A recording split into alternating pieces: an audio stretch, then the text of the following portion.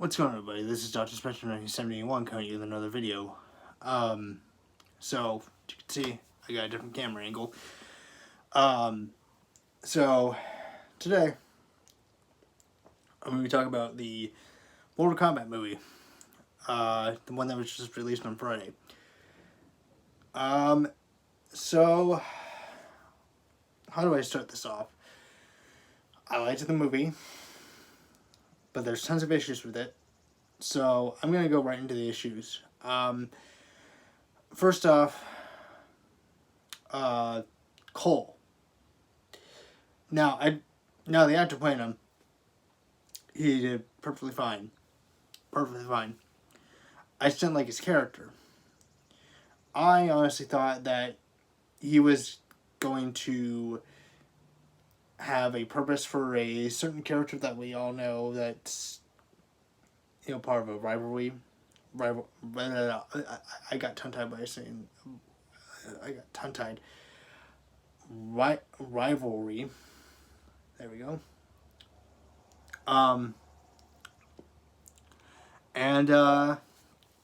Well, he didn't, and it kind of disappointed me. Basically, and they went with this whole Chosen One storyline, which I don't like Chosen One storylines. Honestly, it didn't work with Star Wars, and it doesn't work here. Also, fact of the matter is that Cole's not that interesting of a character, and of course I'm getting Facebook notifications right as I'm making this video. But he adds really no purpose to the movie except to be a catalyst for the audience, and I feel like if you were going to make a catalyst for the audience, it should have been Johnny Cage, played by Nathan Fillion, or played by Ryan Reynolds, or someone, because, anybody, because honestly, Cole's a really bland character, and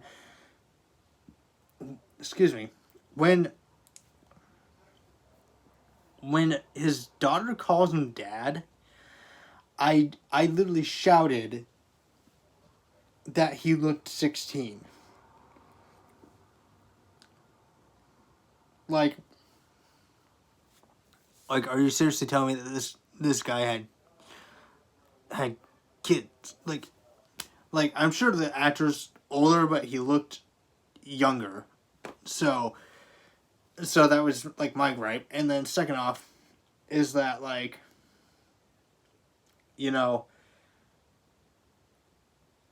they have markings right here on their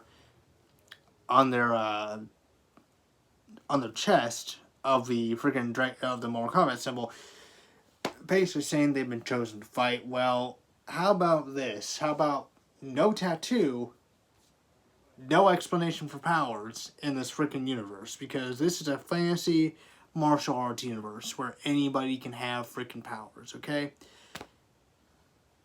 So, and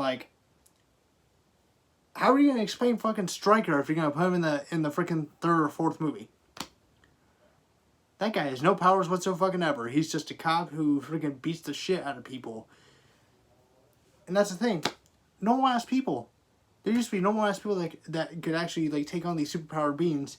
But now you're saying you have to have powers in order to do that?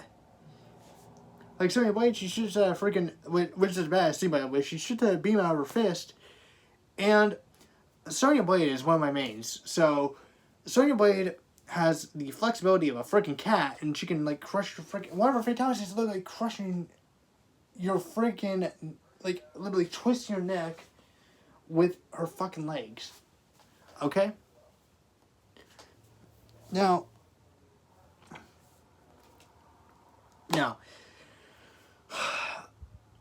besides Cole, story was fine.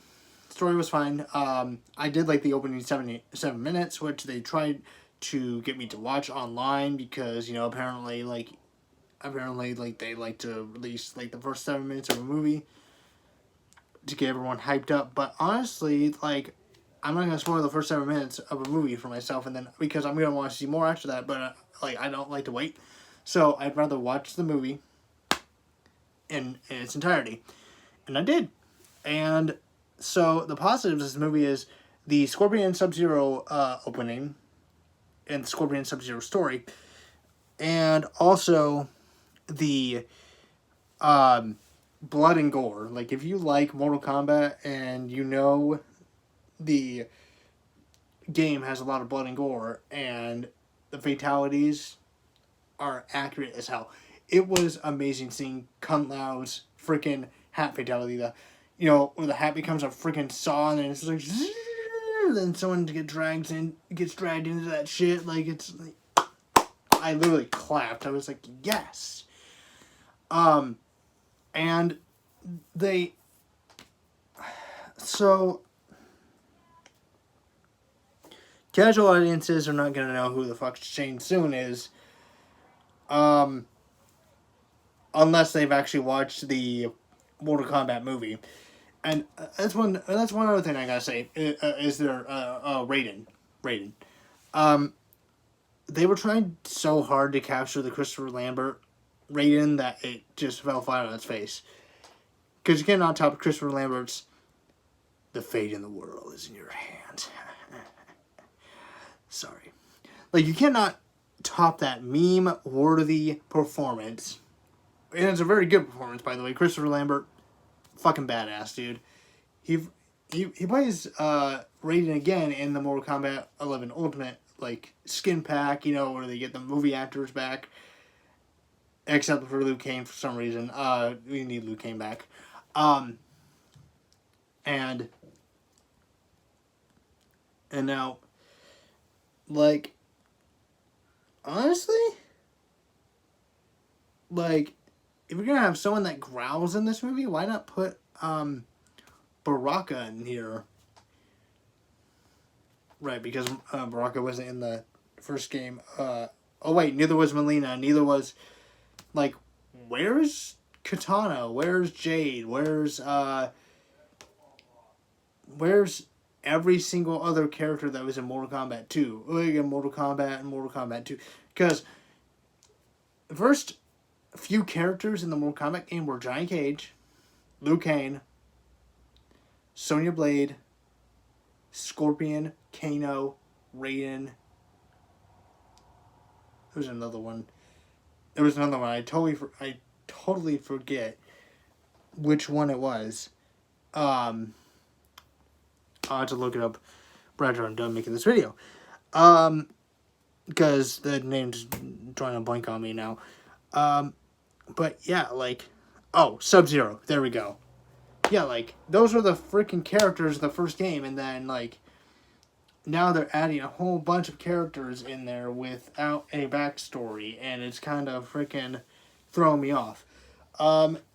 So, sorry this has been, like, very disjointed, but honestly, can you freaking blame me? Because I felt like this film was a little bit disjointed with how the story was basically like a precursor to the Mortal Kombat tournament, but the tournament is what I came here to watch. I mean, it was cool seeing the fatalities and everything, and the precursor to everything, but they built up Johnny Cage, and Johnny Cage is not in this movie because, well, the director made a dumbass statement about it. Like, I think it was one of the producers or one of the directors made a dumbass statement about it, saying having a white guy in here would just feel weird. Like, I think, like, I'm paraphrasing, but that's basically what he said. I'll try and find a link to the headline that I freaking saw. Yeah. So, but, like, literally, like, they tease Johnny Cage at the end, which I feel like they should get Nathan Fillion to play, or Ryan Reynolds, or anybody that can play a smartass. Because that's who Johnny Cage is. He's a Hollywood rich smartass. Actually, who could play Johnny Cage is freaking Robert Downey Jr. Honestly, Like he could play Johnny Cage. Because we've seen him play with Tony Stark and everything. Anyway, but despite everything negative I've said, I liked the movie for what it was. It was gore. It was randomness, and that's why I come to Mortal Kombat 4. I'm a big fan of the games. I played the games, and like, I'm a Liu Kang main, so seeing him do the bicycle kick was just fantastic, and seeing him do his fatality was fucking fantastic, and seeing Cabal kind of early is kind of sad, but like, I'm assuming all these characters are gonna come back. Yeah, Shang Tsung can freaking do that shit. So anyway, I will see you guys in the... Oh, one more thing. Goro. The fuck? They did Goro fucking dirty. Guy with forearms. The guy that they just showed in the original movie just getting thrown to the fucking dirt. Like, just raw, raw, raw. And like, all you see is, like, you didn't even have to see, like, the CGI gore or anything.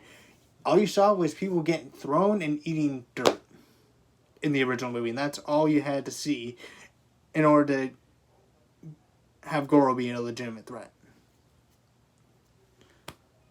And then, he gets taken, and then in the original movie, he gets taken out by the crotch punch, which is one of my favorite Johnny Cage moves.